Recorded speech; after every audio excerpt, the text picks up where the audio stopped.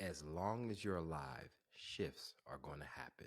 Whether those shifts are personal shifts, spiritual shifts, professional shifts, cultural shifts, we're all going to experience them at one time or another. But have you identified what causes those shifts to happen?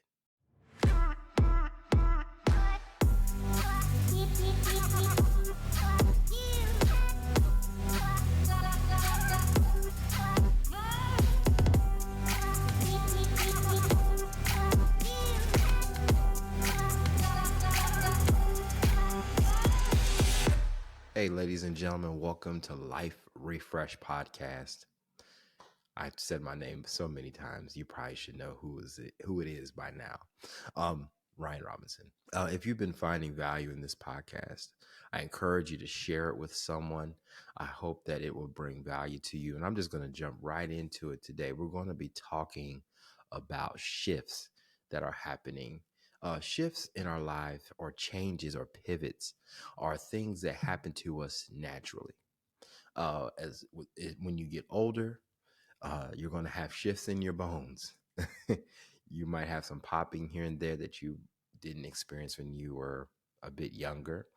There are mindset changes. As you gain more information in your life, you start learning different things, and it opens your horizons now. The more you've been exposed to certain experiences, you start to make different shifts in your life. So we're never the same, but most of us have a challenge really identifying what shifts we are typically in. Now, there are so many shifts, and you can categorize them by many ways, shapes, and forms. But the three that I'm going to choose to talk about are things that are natural to us as human beings. The first shift being cultural shifts, things that are happening in our world. So let me take a step back.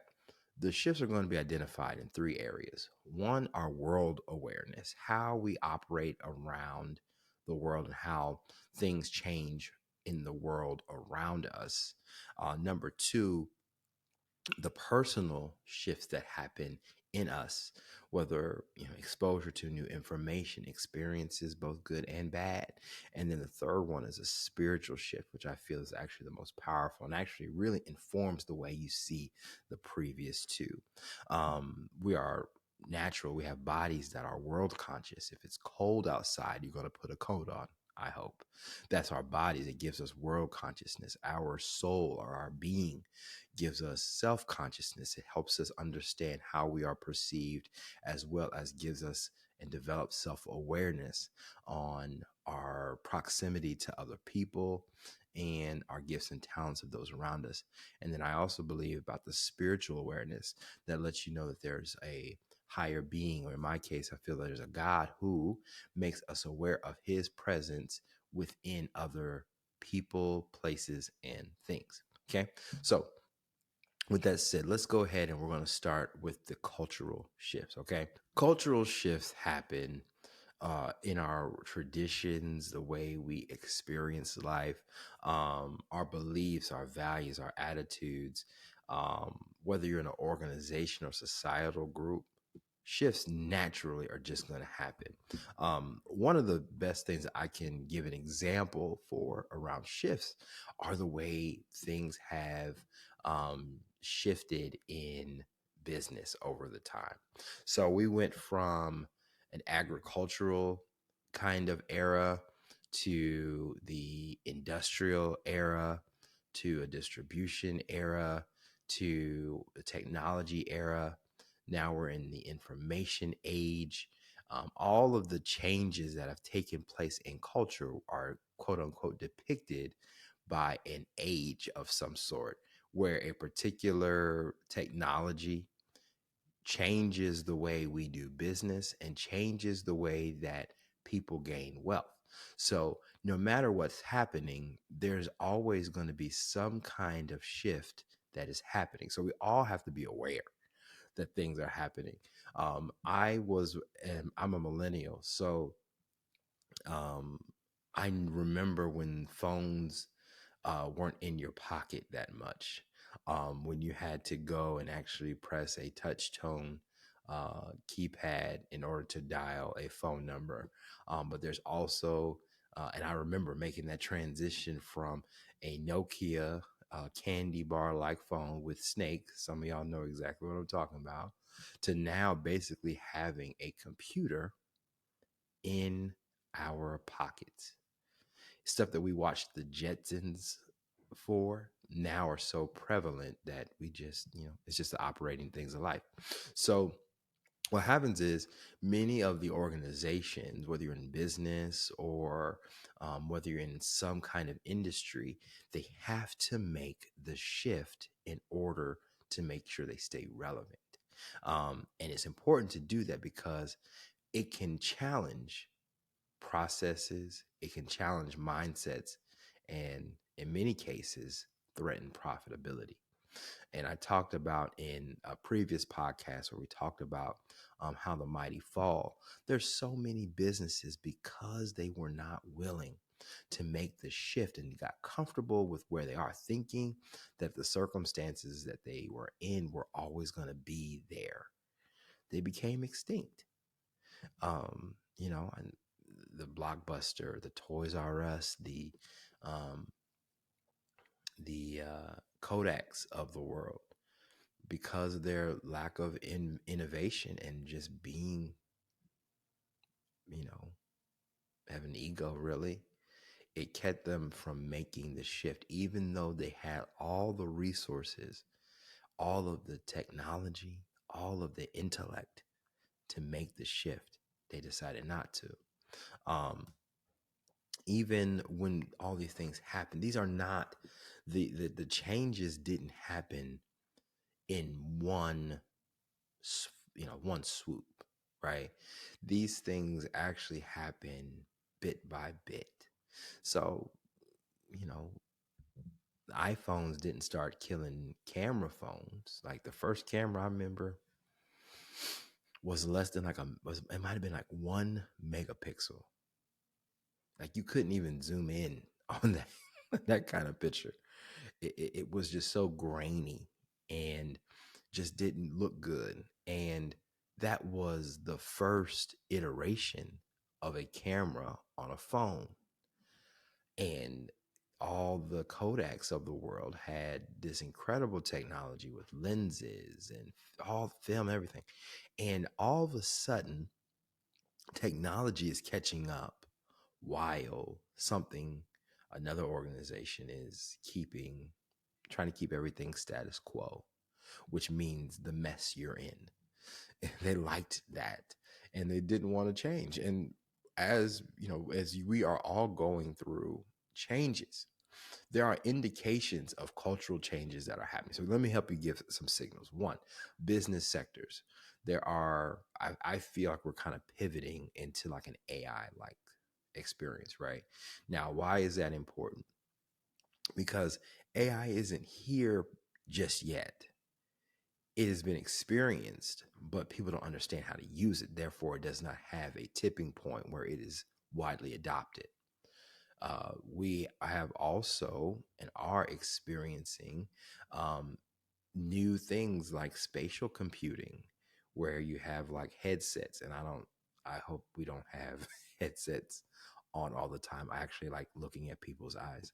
Um, and looking at people, period, just being a person and having a conversation without having a screen in between them.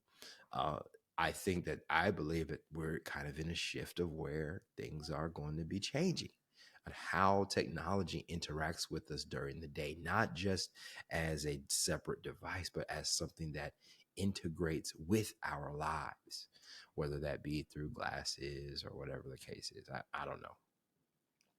But also, here's the last piece of what we hear. What we hear. Music has always been a change that has taken place, really, and has been a cultural depiction of what's happening in the world. So, if we think about the 70s, for example, the 70s had funk, had fusion music, had all different kinds of instruments that depicted a particular time period. But if you go to the 90s, I'm a New Jack Swing person. I love that kind of music. So you get hip hop, R&B kind of mix. That is a new sound that came out of previous generations, such as the funk age, um, and in many cases, actually also in another case, hip hop age. It came and became a fusion of things. So everything builds on its own, and it doesn't necessarily get cultivated by one particular event. It is that a series of events created a cultural shift that now becomes widely adopted. And we're like, oh, it just happened. No, it's been happening over, over, and over a period of years. And then we just look back and say, like, oh, we can say that was the first thing and say that part was important. But if we look back and remember that first thing that we deemed as the catalyst to change wasn't widely adopted. The iPhone barely sold 1 million units when it first got out. It was like 700 and I want to say 780,000 units in its first month or two. So it didn't sell like it sells now, but it became depicted as a catalyst when we look back at it in reverse. Okay. So let's be mindful of culture shifts. Why? Because it lets us know where we are in the times that we are in. All right. That's important. That's really important. Okay. The next one is a personal shift. Um, just as organizations need to change, we need to change. There are negative changes and positive changes that take form. So, one of the things is like when we're going through personal changes. There are habits we have to break. There are new skills that we need to build. There is new information that we gain about how we are perceived in the world. Now, I feel like these are probably probably more difficult to acknowledge because we're diagnosing ourselves, and we also need other people to help us as we go through that process. People that we trust, love, and admire, to be able to go through that process. It's super difficult to be able to self-diagnose the changes that you need to make. The only way we know we need to make a change is based upon our interaction and relationship with those around us. So if we have a negative experience with someone that we care about or want to be around, we will consequently make a change because that's not the result that we want. But also, if we're having negative outcomes in whether a professional career, like I said, relationships, or we're not handling pressure situations correctly, then we recognize, okay, I need to do something. I need to make a shift somewhere because the pain of this situation is keeping me from realizing my potential. Okay. And it is a change. It's a change. Values shift. Um, what you thought was important when you were 16 is no longer important when you're 36. Um, your values change. We grow. We have experiences. And the thing that keeps us back from really experiencing those personal shifts is our familiarity with the past. I'm going to say it again. The thing that keeps us from progressing forward is our familiarity with the past. Now, why do I say that? We know ourselves from our history. And many people say to themselves, like, I don't want to change. I've always been the same. We really haven't. You haven't been the same. You've matured, you've grown. Your body won't even allow you to eat some of the things you used to eat. So just by that little piece, you're different. Whether you wanted to or not, that is. You can't have, burgers and meat like you used to. Welcome to growing up. Your body doesn't respond the way it once did. But mentally, and we know there's so much research now these days about the neuroplasticity of our brain, meaning that we can change the way the synapses in our brain, synapses, whatever the word is, uh, fire in our brain because of new behaviors, new habits, and new thought processes that activate when we decide to do something different. Now, the part that gets us is the pain that's associated with shifting. Now, it's different than cultural changes because cultural changes we just adapt to them. There's a multitude of people, circumstances, businesses, companies that make that shift. So it's a more of a shared uh, experiential thing.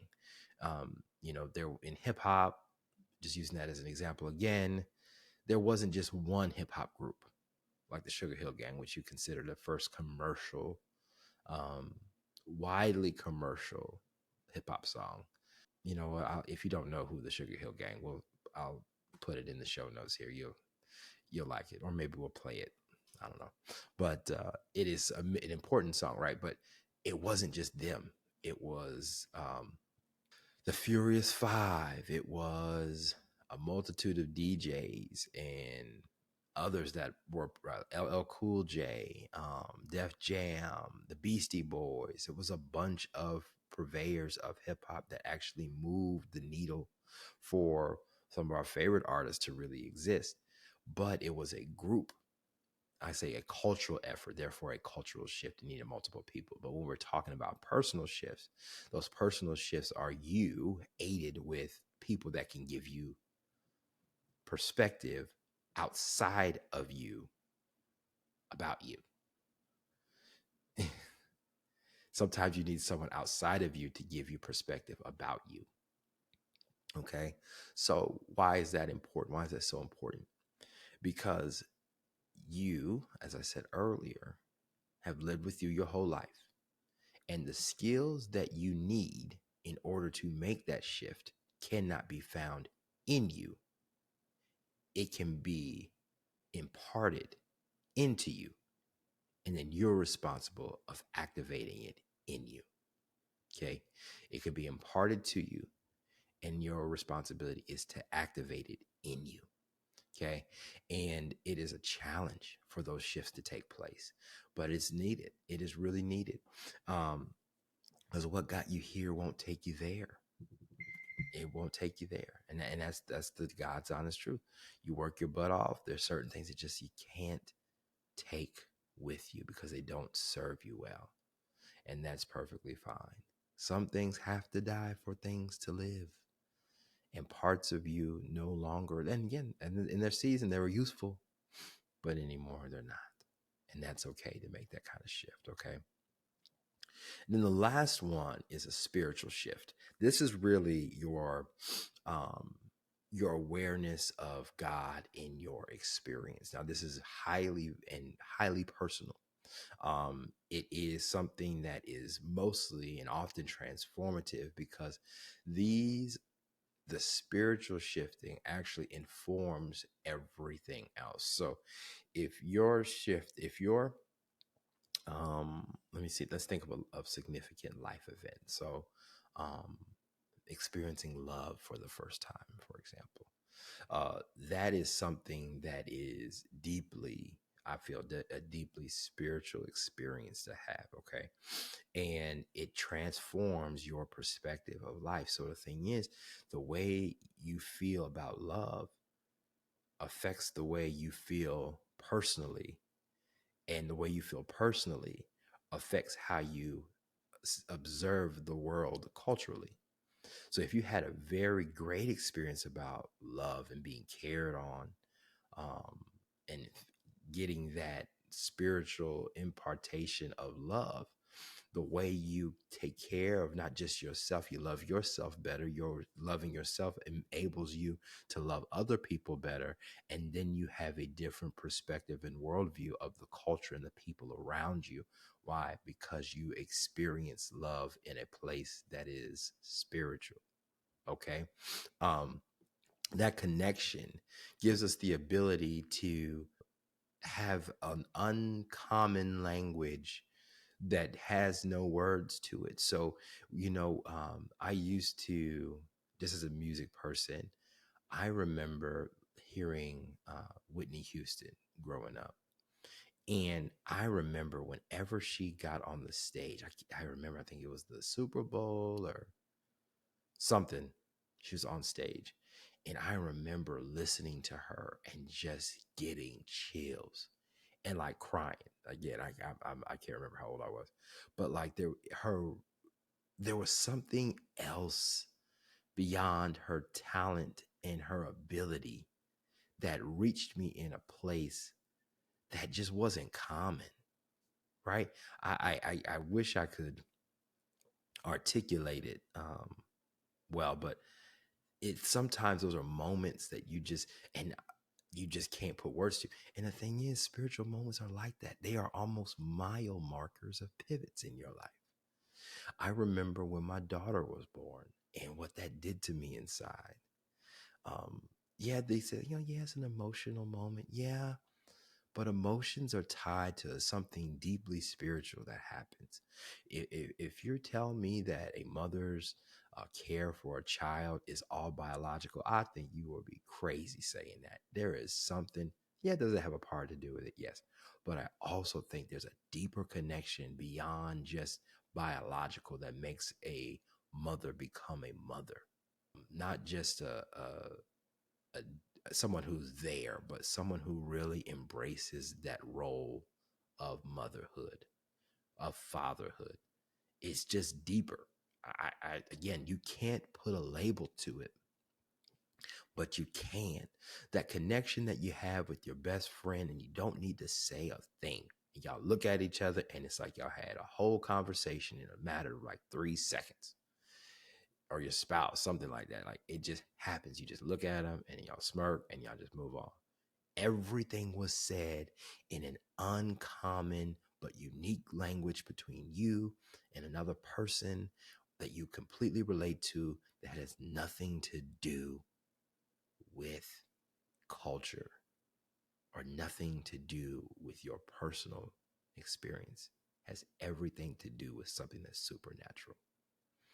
I believe that it often, I think spiritual changes cultivate the ability to make sustainable changes. Um, the Bible says that God is the same yesterday, today, and forevermore. He's always going to be there. His characteristics never change. But God is always moving. He's a creator. So because he's creator, he's never going to come the same way that you expect him. He's always going to be doing something new. Give you this great example. In the Bible, Jesus never healed the same person twice. Sorry, he never healed a person the same way twice. So if you were blind, there are some times that he would just, touch someone's eyes or touch them, and they would be blind. They would, open their eyes and be able to see. There's times when Jesus spit on somebody's, spit in the mud and spit on his hands, and then healed him that way progressively. There were times when Jesus said, stretch out your hand, and it got healed as the person stretched. There's so many ways and so many things that Jesus did and never repeated the same healing. Got the same result, but was always a different method. So if we serve and we're made in God's image and likeness, we won't always do what God did, but we'll never do it exactly the way someone else has done it. I don't think I've heard a singer sound the same ever. Justin Timberlake surely doesn't sound like Robin Thicke, or we could say Usher doesn't sound like Jamie Foxx. Put your favorite R&B singer, they don't sound like each other. Why? Because they are unique. And that is an expression that comes from a spiritual, a deep place versus just, I'm just naturally gifted. No, like if you can touch lives and make moments for people, that's deeply spiritual. There hasn't been anyone that sounds like Whitney Houston. They try to, but there never will be. There won't be another Michael Jackson. There won't be another Prince. Name who your favorites are. There'll never be another one, because what they have is deeply spiritual to connect with people and connect with you. You have a natural connection with people. There'll never be another you. But in order for you to be able to become the version of you that you need to become, you have to be able to identify the shifts in your life that you can take and drop off some of your old habits, old ways of thinking, embrace new ones, and embark on the spiritual journey and spiritual shifts that are in store for you. So those are three shifts. The next, we got one more podcast, and I want to share with you. We're going to have a special announcement at the end of the next podcast. I don't want you to miss it.